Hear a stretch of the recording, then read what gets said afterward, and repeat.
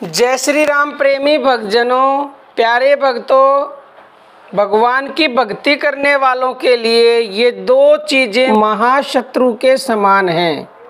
कौन सी वो दो चीज़ें हैं, जानने के लिए अंत तक बने रहिएगा। जो भी भगवान की भक्ति करते हैं, ध्यान भजन करते हैं, उनके लिए मन की चंचलता और आलस्य, ये दो ही महाशत्रु के समान विघ्न पैदा करते हैं। क्योंकि आलस्य सबसे पहले आता है हमें जब हम नाम जप करना शुरू करते हैं और हम ठान लेते हैं कि अब हम नियमित रूप से करेंगे, लेकिन आलस्यवश हम नियमित नहीं करते।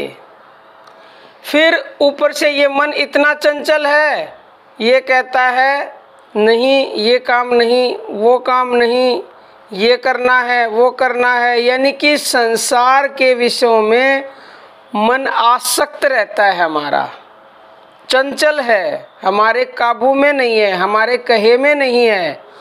अभी हम मन के कहे अनुसार चलते हैं तो ये मन चंचल है, लेकिन मन हमारे कहे अनुसार चलने लगे तो इस मन की चंचलता समाप्त हो जाएगी।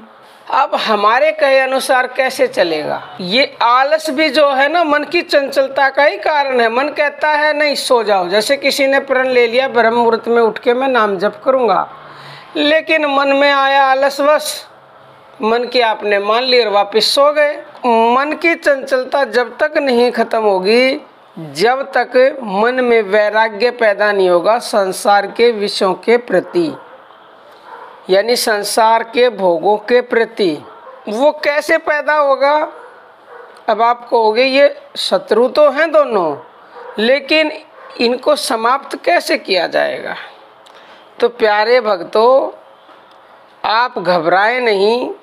ये दोनों महाशत्रु उस नाम की शक्ति के आगे बिगाड़ नहीं पाएंगे आपका कुछ, लेकिन आपको नाम जप में जबरदस्ती लगना पड़ेगा शुरुआत में।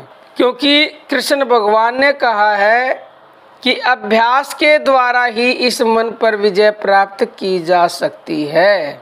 तो आप जितना ज़्यादा अभ्यास करेंगे उतना ही ज़्यादा इस मन की चंचलता खत्म होती जाएगी और संसार के विषयों के प्रति वैराग्य होता चला जाएगा। लेकिन थोड़े से दिन ज़बरदस्ती कर लो, ज़बरदस्ती से नहीं, पहले प्यार से मना के देखो।